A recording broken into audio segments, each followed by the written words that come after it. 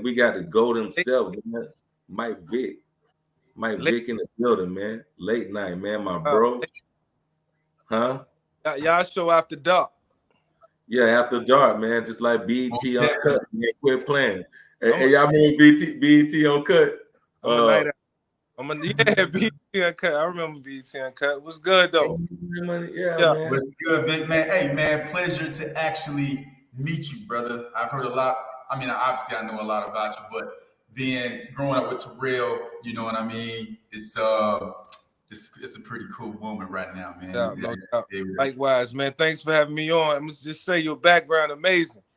I love. Oh, appreciate it, brother. I told you, bro. That's I'm a big boxing fan, so that's like a thing of beauty in the background to me. Oh, appreciate that, my man. Appreciate that. Along with your lights. You know, I've been trying to set the studio up, man, trying to get it nice and trying to play with it a little bit, you know. Yeah, no doubt. Yep. Yeah, man. So we're gonna talk about the man, tonight with the GOAT himself, man. GOAT talk, man. I had the pleasure of first off even meeting, bro, and being in the huddle with bro, man. You know, we came in the same freshman class. Man, I got stories for days about this guy, man. Like all good, man, on the field, off the field, man. Good guy, good dude, man. Well, let me ask you this. I want to ask Vic this. When you first met Terrell, what was it like? What was that first experience like when you first met Terrell and when y'all really locked in? Honestly, man, bro, hit it off. It was his mom who was really cool. And during our recruiting visit, she hung with us. She went, and I'm like, man, that's kind of cool. I wish my mom could have came and hung with me like Pete. But, you could tell they had a different type of relationship. And they don't know who P is, bro. That's what bro called me P, bro. Oh, yeah. I call him to everybody watching. I call him P for Parham. We call him TP, Pete Parham, whatever. All right. But yeah, his mom kicked it, and then P was mad cool, and I kind of swayed him away. I think he was leaning towards Florida, and I swayed him away from wherever he was thinking about going. Got him to come to Tech, and he committing, I'm committing, and the feeling was mutual right on the spot. Boom. That's crazy. We made plays together too. He caught a couple passes from me. That's what's up. Catching passes from a legend, man. Listen.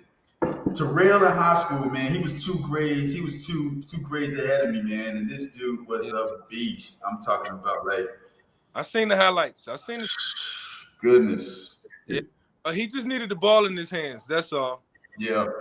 He wasn't the fastest, but you gotta just put it anywhere around him. He gonna catch coming down with it. That's one thing I know. That's what I know about my boy. He was loud, clutch. Straight up, money down. Hey, shout out VT, money down. If you know, man. Nick got the nickname Money, man, from Morgantown, man. The big third down catch to go to the show. My man ran up the sideline. Yeah. And they changed the whole third down version. Coach Ball gave you that name, Money, huh? Yeah, man. Out of nowhere. Yeah, all of a sudden, Money. You was trying to live up to that. You was trying to live up to that name. You did. Straight up. Money. You got to, man. Money. Yeah. But bro, man, so y'all when I first went to Tech, man, I was a receiver, man. All I heard about was bro, man, Ronald Curry. If you come up in the 96 in the mid 90s to late 90s, man, you heard about Ronald Curry. This before the internet.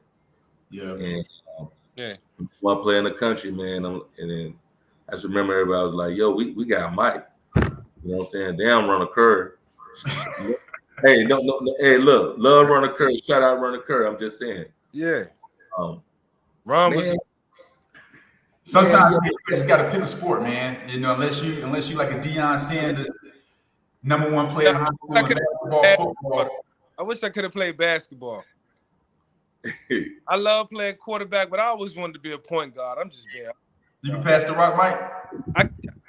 I can pass it a little bit. My court vision wasn't the best. My dribbling skills weren't the best, but I can attack the rack. Right. Okay, then. Yeah, I mean, I had game. I played above the rim at 6 feet. Yo, listen, I went to bro house about 4 years ago, man. Out here in Florida, and bro had a court in the back of his yard. The goal was about 10 and a half. My man poked that joint, man, 2 hands. I was like, nah. Oh, bro can't hit. Hey, dang.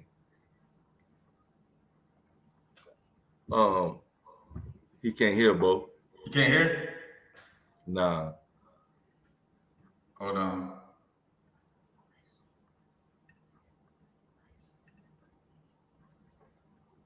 Damn. Y'all hear me? Yeah. Yeah, I can hear you now. Oh, all right. Y'all got to edit that part. Yeah.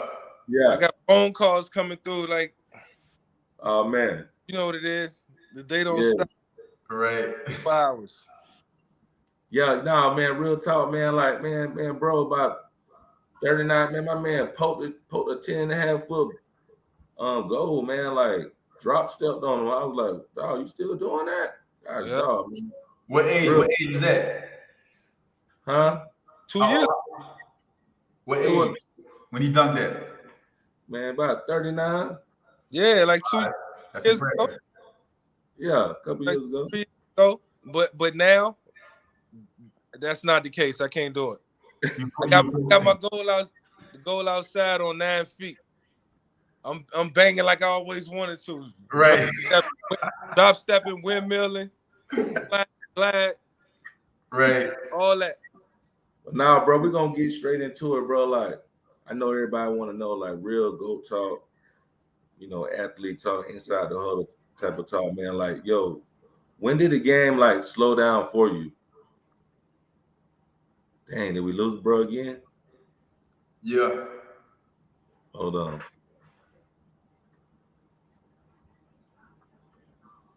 Yeah, bro getting calls. Okay. Man, that's Vic, man. Vic phone jumping. There you go. Yo, Hey, I Vic, touched the wrong button. Touched the wrong button. Vic phone jumping, Can't hit man. the wrong button on your phone these days. It's liable to erupt. Yeah, but go ahead, P. I'm sorry. Yeah, man. So, all the other athletes, man, what I'm saying, across, in the world, man, like, it come a point when you playing whatever sport you playing, like the game slow down for you, and that's when you really start like being productive. Like when you came on campus, bro, like when did the game slow down for you? Because man, I remember, man, catching your first ball, bro, as a hokey, bro, in practice a slant. And I remember, man, like when you catch his balls, man, you can hear the wind coming behind it, bro. Like when did the game slow down for you? Because it slowed down for me after catching your ball. Won't be good. Yeah, in college, it slowed down going into our first spring. Remember, we came in the fall, and then we went right into the season. And so I wasn't understanding offenses then. I didn't understand like how to play the game. Yeah. Couldn't even really get in and out of the huddle. I couldn't even really read the signals. Like I had to, it was a compartmentalized phase I had to go through. So I needed that off season to, piece everything together. And then spring, I had to battle with Dave. I had to battle with Dave for the number 1 spot. Yeah.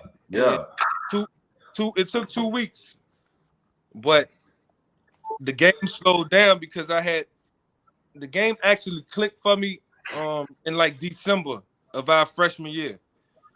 Like when I was traveling with the team and all that. Yeah. And I would go to the meetings every day and I'd just be watching the film and I never really understood what was going on. I just was watching the film and then one day it clicked and then what I seen on film, I took it to the scout team and I won scout team player of the week 2 weeks in a row. So this was after not understanding offenses and then I instantly start understanding defenses. Once I did that, I was able to learn the offense and piece it all together. Like, all right, these plays beat this defense. This defense combat these offensive plays. So I was like really playing an offensive mind game with myself, like the whole offseason. While we was out probably hanging out, I was probably thinking about Bronco out and the protection system. Straight up. I had a battle on my hands. And so by the time I got to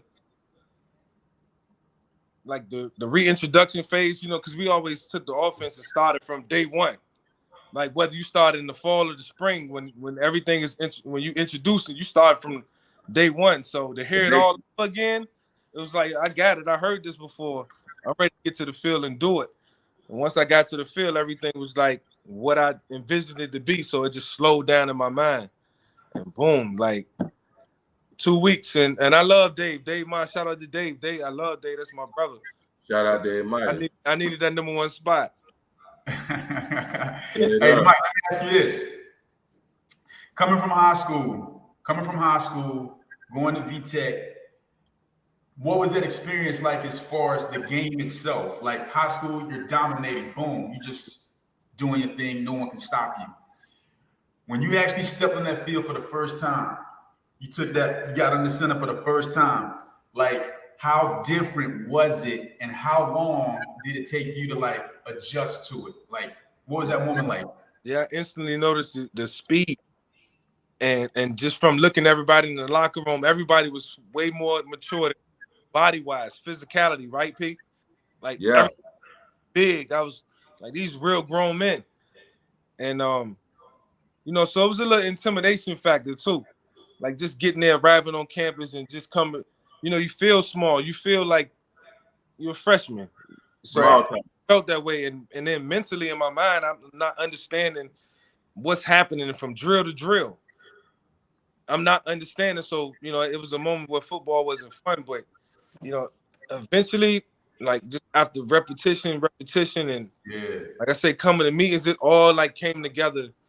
And then I was like, man, like I just really was ready to get to the season. But, you know, even through all that, I knew it was about consistency. Every day had to look the same. Every day had to look the same. Couldn't take no days off. No plays off. And that was my mindset. And, you know, everything was about dominating the defense that was in front of me, whether we was in practice or we was on. And what you said, bro, you had scout team 2 weeks in a row? Yeah, I won scout team player of the week 2 weeks in a row. Y'all ain't even noticed, but I took those plaques home. Hey, bro, now listen. Hey, that's when you appreciate the game, man. Hey, those plaques was like so monumental. Like the step I took in creating the foundation of becoming a quarterback. Right. I knew I was on to something. And from there, I just had to continue to just, even on the scout team, for all the listeners out there, look the same every day on the scout team. Facts. Man, they're like watching. Pro. Like practice like a pro. Facts. If you are not looking like it, if you in your mind trying to get there at some point, you're gonna look at it on film and watch you like what you see. Man. Words from the GOAT. Yeah. Go talk. Hey man, like, share, subscribe. It's late. Hey man, like, share, subscribe. Man. Go talk. Go ahead. Yeah, man, like, share, subscribe, man. Go talk, man. Man, we got the GOAT in the building, man. Go talk. In the building, what my boy? Hey, go 1-on-1.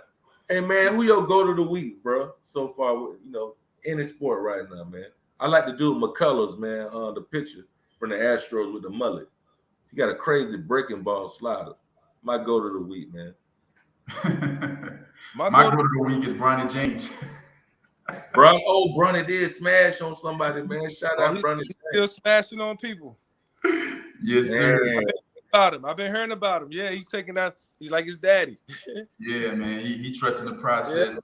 Yeah, absolutely. Yeah. I mean, I wouldn't see it no other way. My GOAT of the week is about to screw y'all all up. Mitch Trubisky. Oh wow. Yeah, look good for the Steelers the other day. I'm watching everything. Trubisky? You said Trubisky? Yeah, Mitch Trubisky balled out. He looked good with the first team for the Steelers. You know, the Steelers, they drafted a quarterback, but they need to bridge the gap right now. And Mitch still got a lot to play for. So, you know, he's still young. And he did look good. He did look real good out there, man. He's a good quarterback. He's not a bad talent. What you thought about Pinkett, the rookie from Pittsburgh? I thought he 13 for 15. Pinkett, 13 for 15. 5 yards, 2 tugs. Yeah. I mean, the man in Pittsburgh is, look, man, when you in that city, in that town, it's all about winning.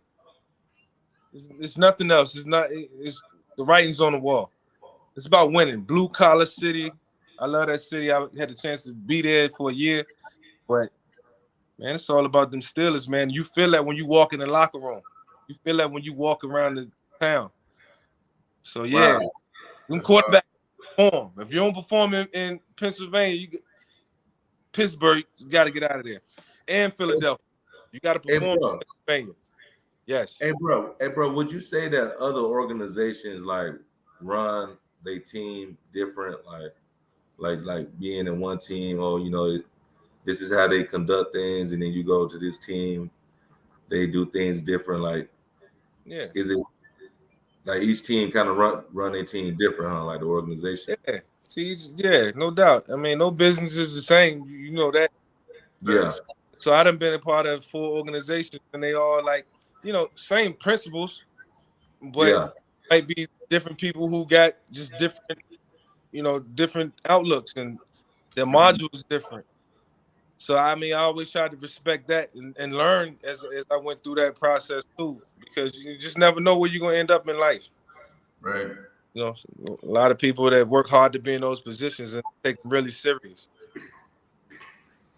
Man, do you feel when you step into these different arenas? My bad. Go ahead, Mike.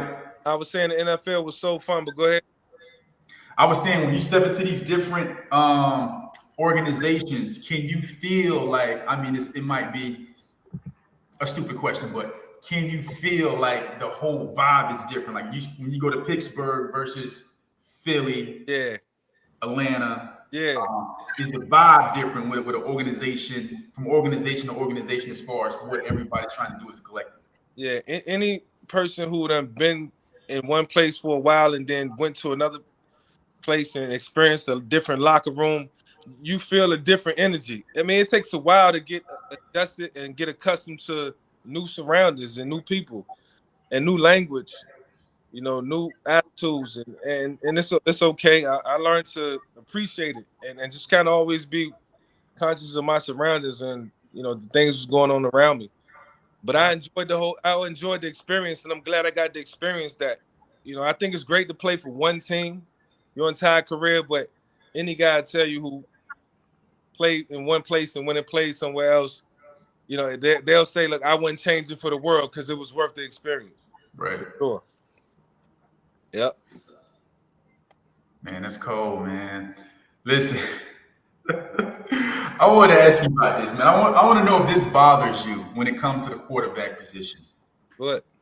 There's a stigma with black quarterbacks of, typically when you see a black quarterback, the first thing that comes to mind is they like to run, right? When I look at the quarterback position, and I've heard a lot of debates, ESPN, and just different people talking about the position. And the first thing they always want to talk about when it comes to African American quarterbacks is the ability to be able to run if it's a detriment or if it's something that is, like a handicap, so to speak, when it comes to playing football, right? When I look at the quarterback position, I'm looking at, yourself, guys like Tommy Frazier, Charlie Ward, being able to throw and run the ball, right? Yeah. As a quarterback, how come it's not viewed as this guy has the ability to perform the role of a quarterback, but he can run too, as opposed to he's a running quarterback? Yeah, well, obviously, you look at the drafts now, you got guys, white and black getting drafted that's mobile. Right.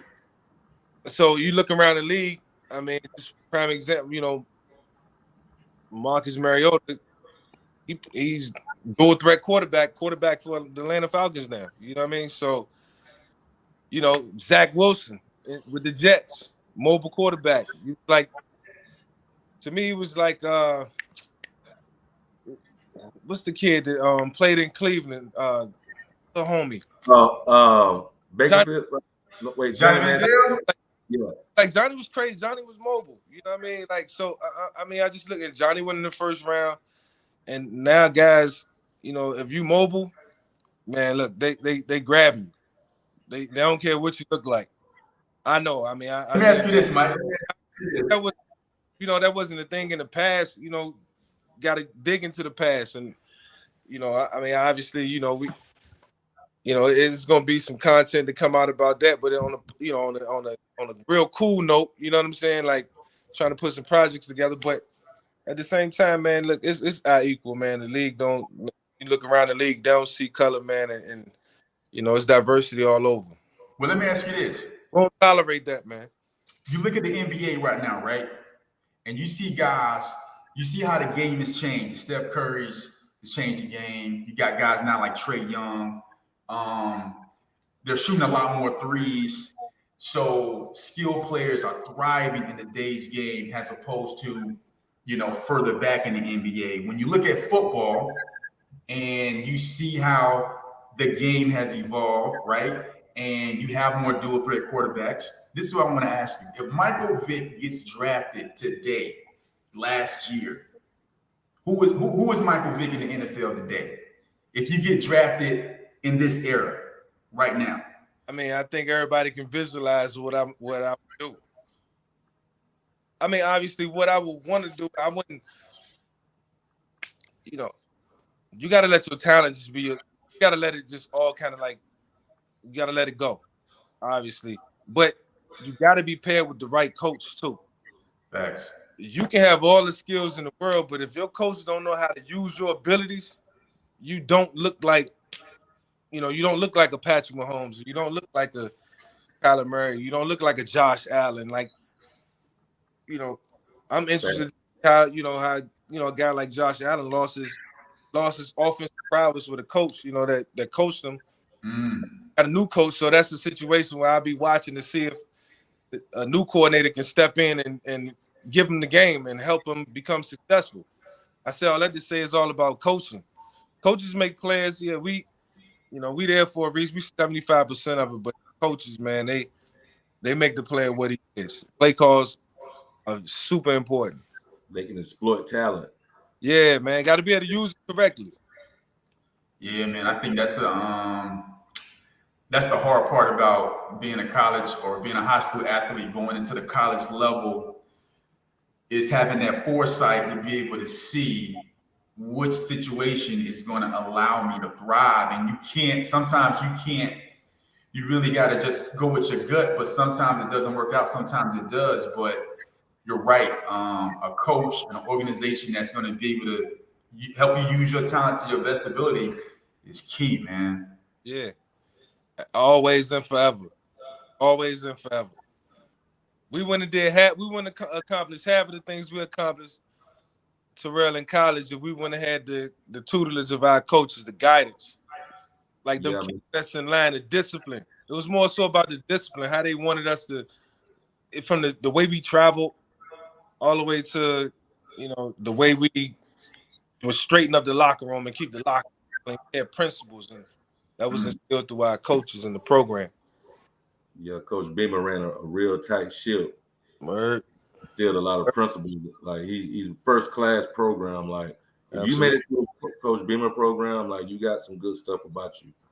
And shout out Coach Beamer, man. We love you, man. This guy changed my life, man, to get old kid from Bartow a chance, playing a lot of great games. Career. And play with some great players. That's my brothers to this day. So I'm forever. Huh? Beamer gave P hell, Bo.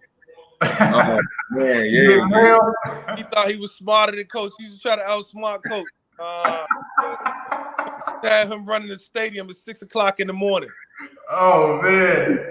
I spent more time in that stadium running steps than he did playing football.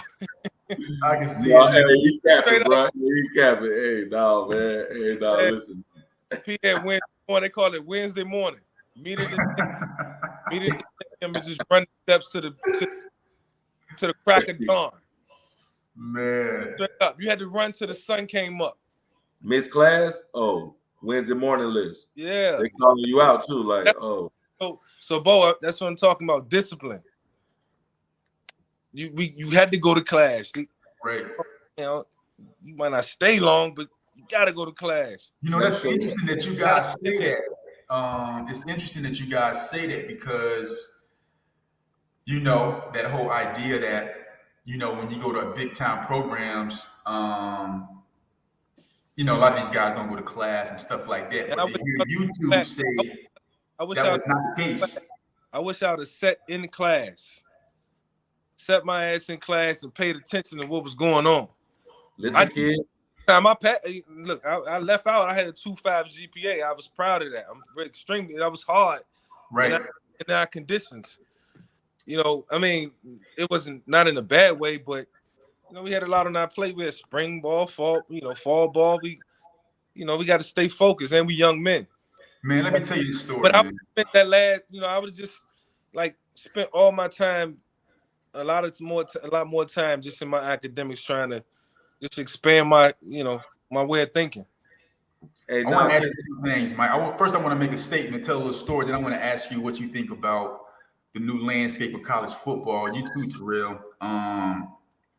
When I was in college, my junior year, I played at Fayetteville State in Carolina. And I remember I was in one of my psychology classes, and the professor, because we had went on a week-long road trip, so we wasn't in class all week, right? And I'm at a D2 school, right? So he makes this statement that you athletes, you get everything for free. And I don't know what happened, man, but I had the presence of mind in the moment. I'm like, listen, I said, with all due respect. What was you at? I was at Fayetteville State. Hey, I get everything for free out there. Yeah, well, that's what he was saying, right? He was like, you get everything for free. You athletes, we're privileged. And I told him this right in the classroom, bro. Right in the class. I said, listen, man, I'm not here for free. I shot a lot of jumpers. I spent a lot of late nights climbing out my window to go practice. This is not free. You know what I mean? I paid for this since I was a kid to get in this position. Right. Why do you think the outside world thinks that we get here or you get to these places for free? Can I say something before my answer, man? I actually wrote a paper on this at Virginia Tech. I wrote a paper on the disadvantages of being an athlete. And I talked about the stereotypes of what you're saying. Right. And when I read to the class, everybody was just like, wow, that's a great perception. I never thought of it like that. But now go ahead, bro. Yeah, I mean, I wouldn't care too much about it, man. I mean, people think they're going to think what they want to think, and listen, man, people ain't with you when you shooting in the gym, man. You just said it. Straight up. When you see that, I ain't said, more famous people than me said it. So, facts. I mean, we dream a dream. Everybody dream their dream. And you got to approach it a certain way. And you got to find your route to your success. And your route might not be my route. So, I expect you to have a opinion when you see me. If you see somebody, treat me a certain way, or, it's a gesture that's being performed where, you like, man, they looking out for him, or they giving him something for free, or they treat him different than they treat me. They might admire that person, so you got to respect that. They might admire that he's a point guard, or she's a soccer player or whatever. Yeah. Let them be in their moment, and I try to stay clear of that, man. But that is a real thing. People need to hear that, because some people just judge certain situations, and then it just leads to irrational thinking. Right. Well, Vic, me and Terrell had this conversation. We was talking about, what topic we wanted to chop it up with you on. And we were talking about Randy Moss, and we were talking about. Y'all better figure out I got 11% on my phone. What he said, Bo? He said, Vic. 11%, and a 4-year-old is in there wilding with his sisters. All right, let me ask you this question. Got time? We good. Check this out. I'm gonna ask you a straight up question, and then I got a follow up. The first question is, you got 3 seconds to answer. Who's your Randy Moss, Jerry Rice? Who you taking? I'll take Randy Moss. Okay. I like this was a trick question, but you messed up my second question. Everybody got their own personal preference, but I like speed. I'm going with Randy Dandy. I'm going Randy too. I Hey, was Mike. under the impression, Vic. I was under the impression that you has the goat receivers. You have Jerry Rice. Why? Why you would think that? Because Terrell He Graham. just said that the other day. He just said, man, I like Jerry over Randy. But what I say he wasn't the fastest. But then I turn around and say I like speed. So Bo, do you know who Terrell part of the new media. Absolutely. Bo, do you know who my receiver opposite of Terrell? Because you play XP? Z. He plays Z. Yeah. All right, so Andre Davis was in front of him. Dre was in front of you? Yeah, Dre. I bet that Dre. All right, so yeah, he was a speedster. Just to sum it all up, Bo. Okay. Yeah, he was a speedster. But I'll take crazy. Listen, P, you ain't telling about the 10-yard out I hit you on. 10-12, got the 10-12 when you're out against Miami. Bronco out. Yep, Bronco out, man. I was like, out. Hey, man, you know, I'm a ball hog, man. You know, I'm one of them guys like T. I'm like, yo, bro, come to me right now, bro. 30, cover 3, you gonna run it out. Come to me right now. Leonard Myers. Shout out Leonard Myers. Miami, Mike Rump. But anyhow, yeah. I was about to say, you beat Rump. No, it was Leonard Myers, actually. Oh, okay. I don't know. So, I remember Rump. Yeah, man, I was in the field, man, and man, he threw that bit, man. Man, I caught that joint. Thought I was beat the defense, bro. Yeah. Hey, now listen, you better be glad you caught it, because if you would have dropped it, I might not have wanted you in the game no more. My boy. I know you was my boy. Listen, we got places to go. Hey, Mike, did you have that authority on the field? Did you have that authority on the field where you could be like, Coach, get him out the game? Absolutely. Who your most sure-handed guy was though? I mean, you I ain't never dropped passes. You was one of them, Dre Davis. Dre really didn't drop passes, even though you caught more passes in traffic than Dre. So yeah. I did that. Use my for sure handed guy. Like I never seen P drop a pass for real. That's love. That Terrell, that means you. I'm being honest. You up there, bro.